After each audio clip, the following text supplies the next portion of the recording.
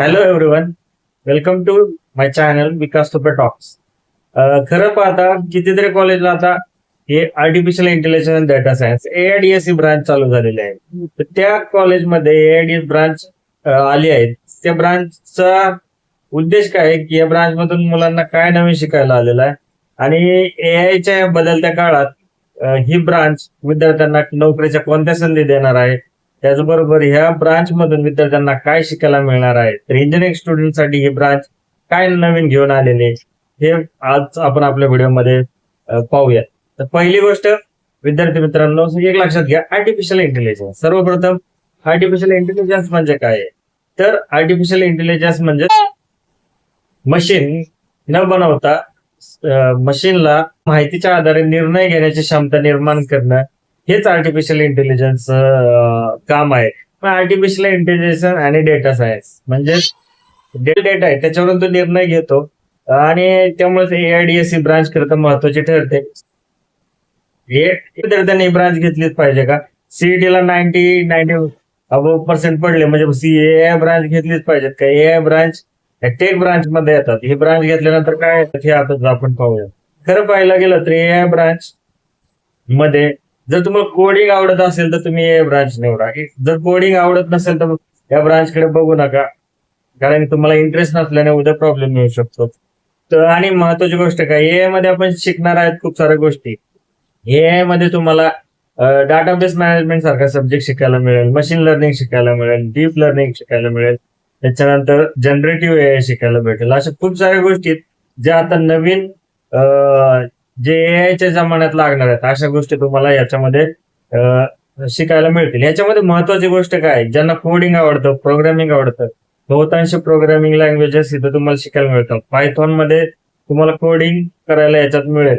त्याचबरोबर एक लक्षात ठेवा, जे डाटा सायन्स सध्या तुम्हाला हे सोप्या भाषेत सांगायचं गेलं तर डाटा सायन्स कसं वर्क होतं, आता तुम्ही युट्यूबवर व्हिडिओ पाहताना जर तुम्हाला सजेशन मिळतात की हा व्हिडिओ पहा, म्हणजे तो आपल्या माहितीच्या आधारावर ते आपल्याला सजेस्ट करतं की हा व्हिडिओ, मग त्याच्यामुळे आपल्या इंटरेस्ट नुसार आपल्याला माहिती येत जाते. तसंच गुगल मॅपचं उदाहरण पहा, ज्याच्यावर आपल्याला वेगवेगळे रूट दिलेले जातात, कोणत्या रूट ला ट्रॅफिक आहे वगैरे जे काही इन्फॉर्मेशन मिळते आपल्याला या सगळ्या गोष्टी ते AI द्वारेच मिळतात.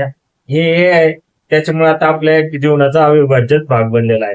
म्हणून ह्या गोष्टी रिलेटेड आता सध्या बऱ्याच जणांमध्ये क्युरिओसिटी असते आणि शिकण्याची पण इच्छा असते आणि त्याच्यामुळे करत आहेत. तर ह्याच ब्रांचेस सारखी ह्या AIDS सारखीच AML पण ब्रांच आहे. त्याच्याबरोबर याच्याच काय डीप लर्निंग, रोबोटिक्स वगैरे ज्या काही ब्रांच आहेत त्याही सध्या बऱ्याच कॉलेजमध्ये अवेलेबल आहेत. विद्यार्थी त्यामध्येही ऍडमिशन घेत आहे. आता एक गोष्ट अजून एक लक्षात घ्या की AIDS घेतल्यामुळे तुम्हाला आणखीन काय फायदा होणार आणि कोणते विषय शिकायला भेटणार आहे आणि तुमचं कोणते स्किल आहे जे AIDS मध्ये तुम्हाला उपयोगाला येणार. एक गोष्ट लक्षात ठेवा, ज्याला मॅथ चांगला जमतो ना, कारण हे आर्टिफिशियल इंटेलिजन्स, स्टॅटिक्स वगैरे जे काही मॅथचा पार्ट आहे ते सब्जेक्ट तिथे शिकवले जातात. म्हणून मॅथ चांगला असणाऱ्यांना हा सुटेबल ठरतो.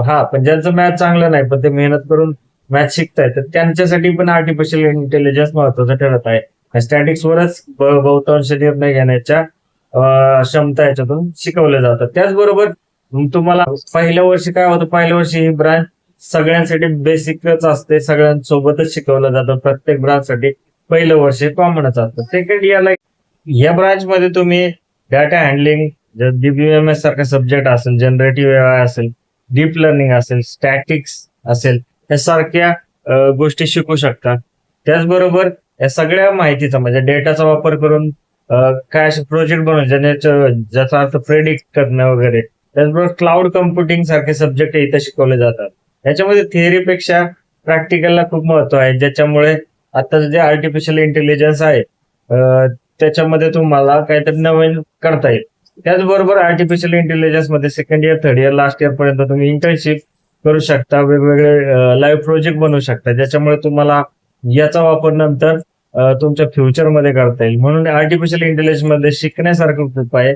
याच्यामध्ये सॉफ्टवेअर रिलेटेड जो पार्ट आहे थोडासा कम्प्युटर सारखा असेल. याचा ब्रेन खरं तर इलेक्ट्रॉनिक्सचा मानला जाईल, कारण इलेक्ट्रॉनिक्स जे हार्डवेअर बनवतं त्याच्यावरच आर्टिफिशियल इंटेलिजन्स पुढेच काम करतो. मग इलेक्ट्रॉनिकचा थोडासा पार्ट असल्यामुळे मी तिथे सांगून देतो. आता ही ब्रांच कोणी घ्यावी? ज्या विद्यार्थ्यांना मॅथ मध्ये इंटरेस्ट आहे, त्याचबरोबर कोडिंग चांगलं जमतंय त्यांनी. भविष्यातल्या नोकरीच्या संधीचा विचार केला तर आर्टिफिशियल इंजिनियर, त्याच्यानंतर डाटा सायंटिस्ट, डाटा अनालिटिस्ट, त्याच्यानंतर सॉफ्टवेअर इंजिनियर, अशा वेगवेगळ्या भूमिकामध्ये इंजिनियर तुम्हाला दिसणार आहेत. त्याचबरोबर म्हणजे जसं की ऑटोमोबाईल असेल, त्याचबरोबर शेती असेल, बँका असेल, सगळ्या क्षेत्रामध्ये याची एंट्री झालेला आहे. त्याच्यामुळे याची मागणी आणि याचा स्कोप वाढतच चाललेला आहे. मग हे सगळ्यांना नोकरी देणार? तर याचा अर्थ असा होतो का की 4 वर्षानंतर डिग्री मिळाली की तुम्हाला लगेच हातात जॉब मिळेल? तर असं नाहीये. कोणतीही ब्रांच असू द्या, कोणतेही असू द्या, स्किल, त्याच्याबरोबर कम्युनिकेशन स्किल, अशा बऱ्याच गोष्टी इम्पॉर्टंट ठरतात. एआय मध्ये तुम्हाला पालक आणि विद्यार्थी दोन्हींसाठी ही गोष्ट आहे की एआयडीएस फक्त नाव आणि ब्रांच ऐकून तुम्ही ऍडमिशन घेऊ नका. तर तुम्हाला तुमचा आधी विचार करा, तुम्ही मॅथ मध्ये कसे आहेत, कोडिंग मध्ये कसे आहेत, तुम सुटेबल कसं आहे, त्याच्याबरोबर ही ब्रांच कोणत्या कॉलेजमध्ये मिळते, तिथे प्लेसमेंट आहे का, त्याच्यानंतर 4 वर्ष तुम्ही मेहनत करायला तयार आहात का, इंटर्नशिप वगैरे बऱ्याच गोष्टी तुम्हाला कराव्या लागणार आहेत, ते जाऊन मग तुम्हाला जॉब मिळणार आहे. त्याच्यामुळे ह्या गोष्टीचा नक्की विचार करा की 4 वर्षामध्ये तुम्ही हे आर्टिफिशियल इंटेलिजन्स मध्ये किती स्किल कमवतात, त्याच्यावर तुमची भविष्यातली नोकरी डिपेंड असते. त्याचबरोबर काही गोष्टी सांगतो की आर्टिफिशियल इंटेलिजन्स, डेटा सायन्स सारख्या आता किती कॉलेजमध्ये जागा आहेत, पण त्यातल्या चांगल्या कॉलेजलाच तुम्ही प्रेफरन्स द्या. त्यामुळे आपल्या विद्यार्थ्यांना आधी पाहावं की पुढे जाऊन त्याच्यामध्ये किती तो प्रगती करू शकतो, त्याच्याप्रमाणे. शेवटी एकच सांगू इच्छितो की एआयडीएस ब्रांच खूप चांगली आहे, भविष्यातली एक ब्रांच आहे. पण तो शेवटी एक निर्णय घेताना लक्षात घ्या की एआयडीएस ब्रांच जरीही चांगली असेल तर त्यासाठी तुम्हाला मेहनत करावी लागणार आहे आणि फ्युचर रेडी स्वतःला बनवावे लागणार आहे. त्याच्यामुळे उगाच ट्रेंडिंग आहे म्हणून घेण्यापेक्षा फ्युचरमध्ये संधी नक्कीच आहे, पण आपल्याकडे ते स्किल